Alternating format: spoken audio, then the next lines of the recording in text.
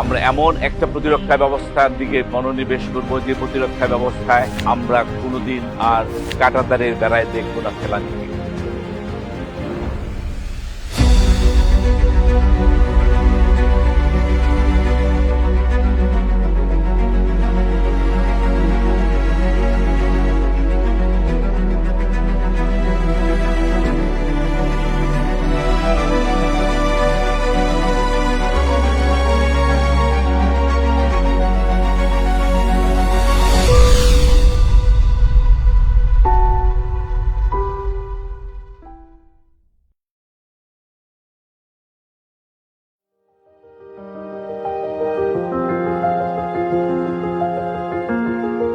পঁচিশে ফেব্রুয়ারি এই পিলখানায় যে হত্যাযজ্ঞ ঘটেছিল, প্রাণ দিতে হয়েছিল আমাদের বীর ৫৭ জন অফিসারদেরকে, এবং তাদের আত্মাহুতির মধ্য দিয়েই সেদিন ভুলণ্ঠিত হয়েছিল আমাদের স্বাধীনতা এবং সার্বভৌমত্বের ধারক বাংলাদেশ সশস্ত্র বাহিনীর সত্তা। ভর করেছিল ভারতীয় আগ্রাসী, ভারতীয় মদত পোস্টে আমাদের স্বাধীনতা সার্বভৌমত্ব হরণের চক্রান্ত। শুরু হয়েছিল ভারতীয় দাসত্ববাদের বীজ ভূমি রচিত হয়েছিল এই পিলখানার প্রতিটা রন্ধ্রে রন্ধ্রে। সেদিন আকাশ ভারী হয়ে উঠেছিল, সারা বাংলাদেশের মানুষ সেদিন ছিল আবেগাপ্লুত, ক্রন্দনরত, এবং আমাদের যে দাসত্ব মেনে নিয়ে যে ফেসিবাদী কায়েমের পদধ্বনি শুনতে পাচ্ছিলাম, সেটা যে কোনো সাধারণ জনগণও সেদিন বুঝতে পেরেছিল। আর তারই মধ্য দিয়েই আজকে আমাদের যে ভারতীয় আধিপত্যবাদের বিরুদ্ধে অবস্থান, সেটা আরো পরিষ্কার হয়েছিল এই ২৫শে ফেব্রুয়ারি ২০০৯-এর এই বিডিআর ম্যাসাকারের মাধ্যমে। এমন একটা সমাজ ব্যবস্থা কায়েম করেছিল যে সমাজ ব্যবস্থার মধ্যে আমাদের বাংলাদেশ ছিল না, যে সমাজ ব্যবস্থার মধ্যে আমরা বাংলাদেশিরা ছিলাম না, আমরা ছিলাম তথাকথিত প্রভুত্ববাদী ভারতের দাসত্বের শৃঙ্খলে আবদ্ধিত একটা সমাজ ব্যবস্থা, যেখানে প্রতিনিয়ত গুম, খুন, হত্যা, রাহাজানি এবং মানুষের যে মৌলিক অধিকার সেটাকেও করা হয়েছিল ভুলণ্ঠিত। দেশের প্রত্যেকটা ইনস্টিটিউশনকে করা হয়েছিল কলুষিত, এবং তারই ধারাবাহিকতায় আমাদের সশস্ত্র বাহিনী তথা নিরাপত্তা নিয়োজিত বাংলাদেশের বিভিন্ন যে সংস্থা ছিল, তাদের কিছু সুবিধাভোগী, সুবিধাবাদী কিছু সদস্য সেই পদক্ষেপে পাদে, এবং এই ফেসিবাদী শক্তির ভিত্তিমূলটাকে আরো শক্তিশালী করে।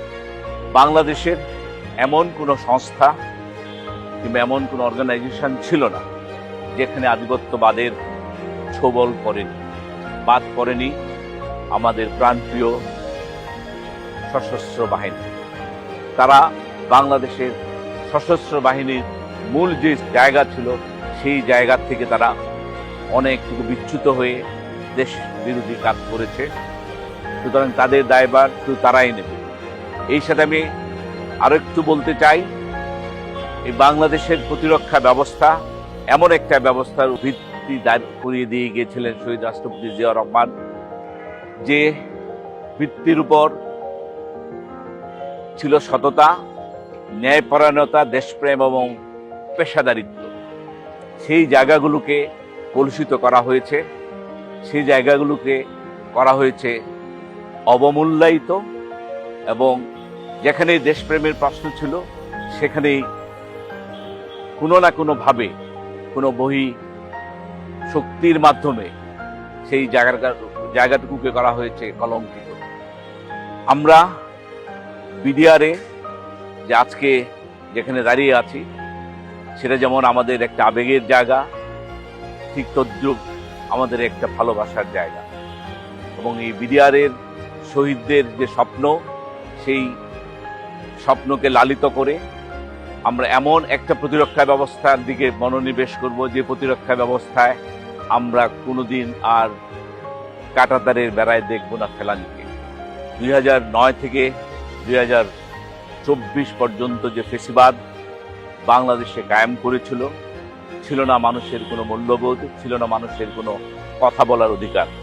যেখানে আমরা দেখেছি আমাদের সার্বভৌমত্বকে প্রতিনিয়ত করা হয়েছে তুচ্ছ তাচ্ছিল্য, যেখানে আমাদের সার্বভৌমত্ব হয়েছে ভুলুণ্ঠিত।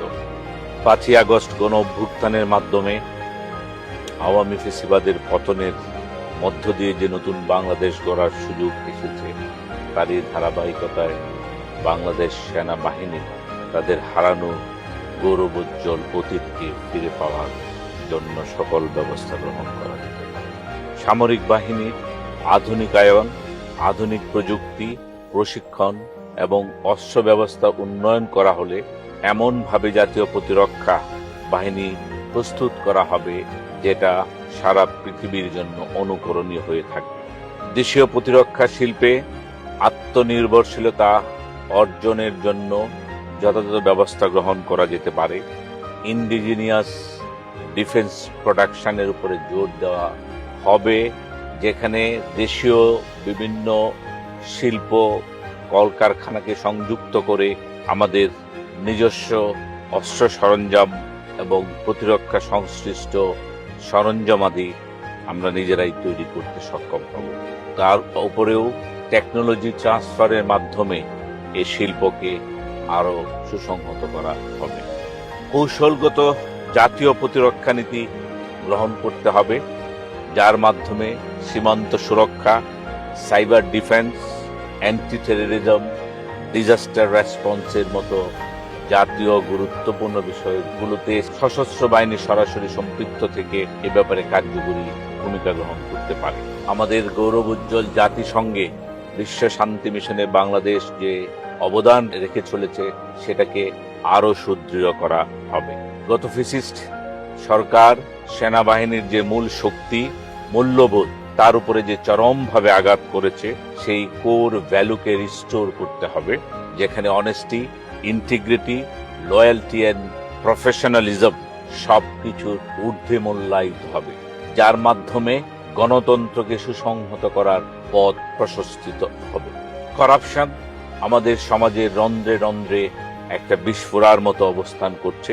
সেনাবাহিনীর সকল ক্ষেত্রে zero tolerance on corruption adapt করা হবে, যার মাধ্যমে সশস্ত্র বাহিনী সমগ্র জাতির জন্য সততা ও নির্ভরতার প্রতীক হিসেবে প্রতিষ্ঠিত করা হবে।